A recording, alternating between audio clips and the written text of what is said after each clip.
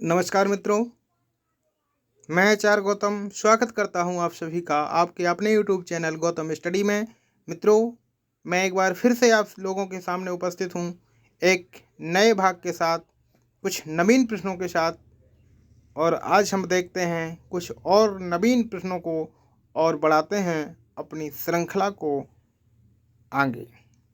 तो दोस्तों, अभी तक जो हमने प्रश्न हल कराए हैं 200 प्लस प्रश्न हो गए हैं और ऐसी उम्मीद हम आपसे कर सकते हैं कि अभी तक जो भी प्रश्न हमने हल कराए हैं, जो भी हमने अभी तक प्रश्न आपके सामने प्रस्तुत किए हैं, वो आपने देख लिए होंगे।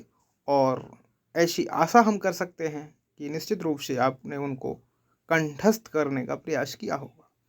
और अगर वास्तव में आप अपने एग्ज़ाम के प्रति सजग हैं और जागरूक हैं और वाकई में तैयारी करने का आपका मन है, तो इन प्रश्नों से लाभान्वित होने का आप प्रयास करेंगे। तो इन्हीं सब बातों के साथ हम अपनी इस चर्चा को आगे बढ़ाते हैं और प्रारंभ करते हैं आज के इस भाग को। और आज के इस भाग में जो आज हमारा पहला प्रश्न है वो रहा आपके मोबाइल स्क्रीन पर।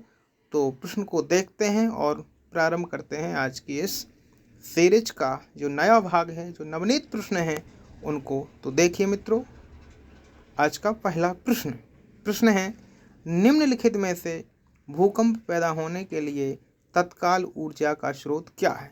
तो चार विकल्प जैसे कि हमेशा प्रश्नों में होते हैं, वैसे ही इस प्रश्न में भी हैं।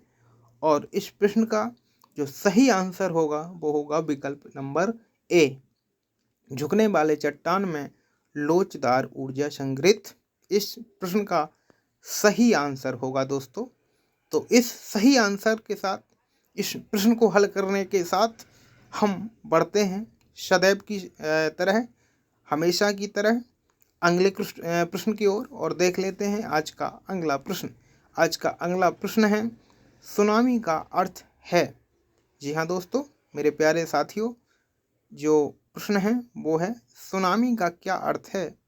तो दोस्तों, इसमें हमेशा की तरह, सारे प्रश्नों की तरह चार विकल्प हैं और इसका सही आंसर होगा मेरे प्यारे दोस्तों सी, बंदरगाह की लहरें।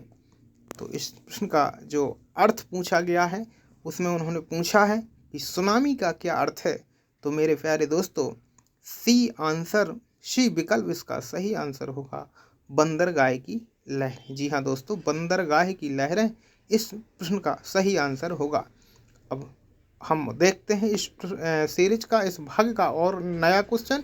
और अगला क्वेश्चन है, निम्नलिखित में से किस देश को इसमें आने वाले नियमित भूकंपों के कारण जाना जाता है?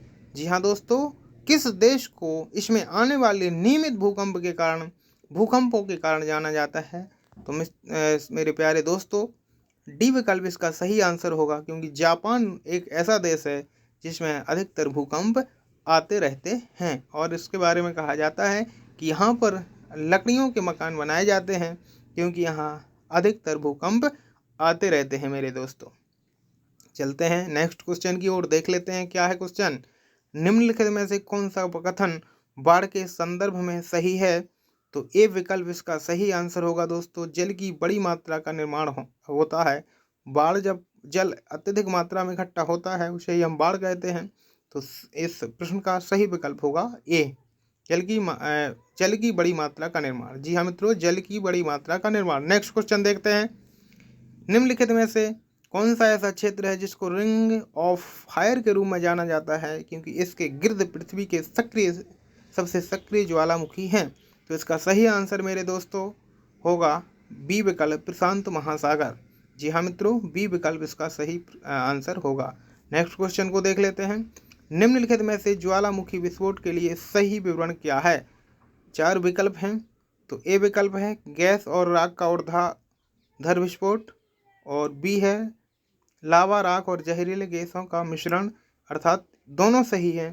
तो सी विकल्प इसका सही आंसर हो जाएगा मित्रों। तो बढ़ते हैं नेक्स्ट क्वेश्चन की ओर और देखते हैं अगला क्वेश्चन। निम्नलिखित में से सबसे अधिक महत्वपूर्ण किस रूप में ज्वालामुखी विस्फोट का विवरण किया जा सकता है? तो ए विकल्प इसका सही आंसर होगा मौसम में परिवर्तन। जी हाँ मित्रों, इसका सही विकल्प होगा ए, मौसम में परिवर्तन। नेक्स्ट क्वेश्चन, निम्नलिखित में से सुनामी किन कारणों से उत्पन्न होती है? तो बी विकल्प इसका सही आंसर होगा महासागरों में शक्तिशाली भूकंप और भूस्खलन इसका सही आंसर होगा मेरे प्यारे दोस्तों। बढ़ते हैं नेक्स्ट क्वेश्चन की ओर और देखते हैं अगला क्वेश्चन। क्वेश्चन में पूछा गया है, निम्नलिखित में से कौन सा विकल्प भूकंप के दौरान तनाव के निर्माण और निर्मुक्त होने का वर्णन करता है? बी विकल्प इसका सही आंसर होगा इलास्टिक रिबाउंड थ्योरी इसका सही आंसर होगा प्यारे दोस्तों, बी विकल्प इसका सही आंसर है। नेक्स्ट क्वेश्चन को देखते हैं, निम्नलिखित में से भूकंप के परिणाम स्वरूप भू विस्थापन की मात्रा को क्या कहा जाता है? जी हाँ मित्रों, निम्नलिखित में से भूकंप के परिणाम स्वरूप भू विस्थापन की मात्रा को क्या कहा जाता है? तो सी विकल्प इसका सही आंसर होगा स्लिप। नेक्स्ट क्वेश्चन को देखते हैं, वह बिंदु जहां से भूकंपीय हलचल सर्वप्रथम उत्पन्न होती है कहलाती है?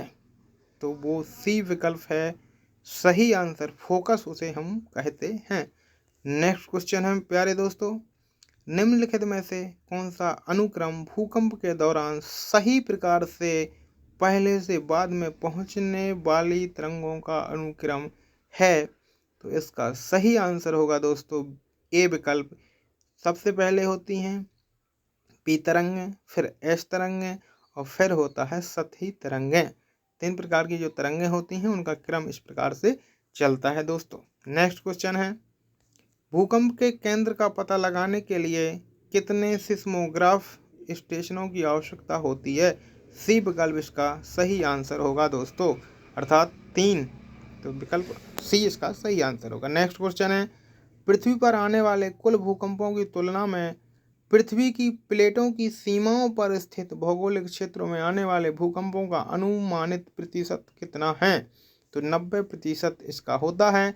सही आंसर इसका होगा डी विकल्प। नेक्स्ट क्वेश्चन को पढ़ लेते हैं, निम्नलिखित में से किस विकल्प से मिलकर भूगर्भीय तरंगें बनती हैं? तो इसका तीसरा विकल्प अर्थात सी विकल्प जो है वो सही आंसर होगा, पी और एस तरंगों से मिलकर ये बनती हैं। अगला क्वेश्चन देखते हैं। अगला क्वेश्चन है, सामान्य तौर पर निम्नलिखित में कौन सी सबसे विनाशकारी भूकंप तरंगें हैं? तो सी विकल्प इसका सही आंसर होगा, अर्थात जो सबसे विनाशकारी तरंगें होती हैं वो होती हैं सतही तरंगें। इस प्रकार इसका सी विकल्प जो है वो सही आंसर हो जाएगा। तो फिर बढ़ते हैं अगले क्वेश्चन की ओर और देखते हैं नेक्स्ट क्वेश्चन है, निम्नलिखित में से किस वर्ष में मुख्यतः दक्षिणी पूर्वी भारतीय तटीय क्षेत्रों में सुनामी का अनुभव किया गया? तो वो वर्ष होगा 2004 और इस प्रश्न का जो सही आंसर होगा वो होगा विकल्प वी। जी हाँ मित्रों, विकल्प बी इसका सही आंसर होगा। बढ़ते हैं अगले क्वेश्चन की ओर और देख लेते हैं। प्रश्न है, ए भूकंप रिएक्टर स्केल पर 7 का आंकड़ा दर्शा रहा है और बी भूकंप रिएक्टर स्केल पर 6 का आंकड़ा दर्शा रहा है। तो इसमें जो इसका सही आंसर होगा वो बी विकल्प होगा, ए भूकंप बी की तुलना में 100 गुना अधिक तीव्र है। मतलब वो ये पूछ रहे हैं कि ए भूकंप रिएक्टर स्केल पर 7 का आंकड़ा दर्शा रहा है और जो बी है वो अपने रिएक्टर स्केल पर 6 का आंकड़ा दिखा रहा है। तो वो इसमें दोनों का ये पूछ रहे हैं कि कौन सा भूकंप जो है वो तीव्र होगा। तो इसमें जो ए भूकंप होगा वो अपने बी भूकंप की तुलना में 100 गुना अधिक तीव्र गति से आ रहा होगा। तो मित्रों, मेरे साथियों, मेरे प्यारे दोस्तों, इसका सही जो आंसर होगा वो बी विकल्प होगा। तो बढ़ते हैं नेक्स्ट क्वेश्चन की ओर, देख लेते हैं अगला क्वेश्चन। भूकंप की तरंगें जिनको अनुप्रस्थ तरंगों के रूप में जाना जाता है, बी विकल्प द्वितीय तरंगें कहलाती हैं। जी हाँ मित्रों, बी विकल्प इसका सही आंसर होगा। नेक्स्ट क्वेश्चन है दोस्तों, निम्नलिखित में से कौन सी प्राकृतिक आपदा पृथ्वी की आंतरिक ऊर्जा के परिणाम स्वरूप उत्पन्न होती है? तो सी विकल्प इसका भी सही होगा और भूकंप वो होगा, अर्थात सी विकल्प इसका सही आंसर होगा। नेक्स्ट क्वेश्चन देख लेते हैं प्यारे दोस्तों। भारत में निम्नलिखित में से कौन सा क्षेत्र भूकंप के उच्च जोखिम वाले जोन के अंतर्गत आता है? तो इसका जो क्षेत्र है, जो जोखिम वाला क्षेत्र है, वो होता है हिमालय क्षेत्र, अर्थात सी विकल्प इसका सही जवाब होगा। नेक्स्ट क्वेश्चन आपके सामने, निम्नलिखित में से कौन सी भारत में सबसे अधिक घटित होने वाली प्राकृतिक आपदा है? तो प्यारे दोस्तों, इसका सही आंसर होगा, इसका सही जवाब होगा बी विकल्प, अर्थात बाढ़। बढ़ते हैं नेक्स्ट क्वेश्चन की ओर और देख लेते हैं, निम्नलिखित में से कौन सा विकल्प भूकंप से संबंधित नहीं है? तो डी विकल्प इसका सही जवाब होगा, क्रेटर। क्रेटर जो है इसका संबंध भूकंप से नहीं होता है। जी हाँ मित्रों, इसका सही जो जवाब होगा वो होगा डी विकल्प। इस सीरीज का, इस आज के भाग का जो है अंतिम प्रश्न आपके सामने हम प्रस्तुत करते हैं और देखते हैं प्रश्न में क्या पूछा गया है। तो प्रश्न में पूछा गया है, निम्नलिखित में से किन प्राकृतिक घटनाओं के लिए मुख्य कारक तत्व सौर ऊर्जा है? तो दोस्तों क्या है, 4 विकल्प आपके सामने हैं। चारों विकल्पों में जो एक विकल्प सही है वो होगा विकल्प डी, अर्थात उपर्युक्त सभी जो घटनाएं घटित होती हैं वो सौर ऊर्जा के माध्यम से होती हैं। मतलब उसमें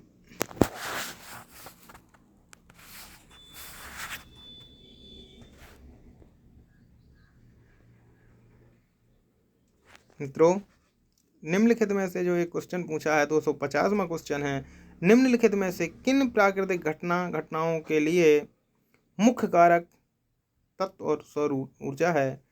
वर्षा, पवन, पृथ्वी पर विभिन्न क्षरण प्रक्रियाएं, उपर्युक्त सभी। डी प्रश्न जो आंसर होगा इसका वो सही होगा। तो प्यारे दोस्तों, इस भाग को हम यहीं पर समाप्त करते हैं और आपसे इसी उम्मीद के साथ पुनः मिलने का वादा करते हैं कि आप अधिक से अधिक इन प्रश्नों को देखेंगे और पढ़ेंगे, अध्ययन करेंगे और लाभान्वित होंगे और अपने मित्रों को भी लाभान्वित करेंगे, इसको शेयर करेंगे और हमारे इस चैनल को देखेंगे, ऐसी उम्मीद हमें है आपसे। और आई होप इन प्रश्नों से, इस हमारी सीरीज से आपको लाभ होगा, यह हमें विश्वास है, यह हमें आशा है। और आपसे बस वही निवेदन है कि आप अधिक से अधिक देखें, अधिक से अधिक अपने दोस्तों को दिखाएं, शेयर करें और अगर आपको लगे तो सब्सक्राइब कर लें, लाइक कर लें, नहीं लगे, अनुचित लगे, ठीक ना लगे तो जो कमियां हैं मित्रों, कमियां सभी में होती हैं, तो हम चाहते हैं कि आप अपनी इसमें जो कमियां हैं हम पढ़ा रहे हैं, इसमें जो त्रुटि आपको नज़र आ रही है तो निश्चित रूप से लिखें, उसको कमेंट में लिखें, हम उसमें सुधारने का प्रयास करेंगे। और हमने ये कारवा जो प्रारंभ किया है उसको हम बहुत आगे तक ले जाना चाहते हैं, ऐसी हमें उम्मीद है कि हम निश्चित रूप से अपने टारगेट तक पहुँचेंगे।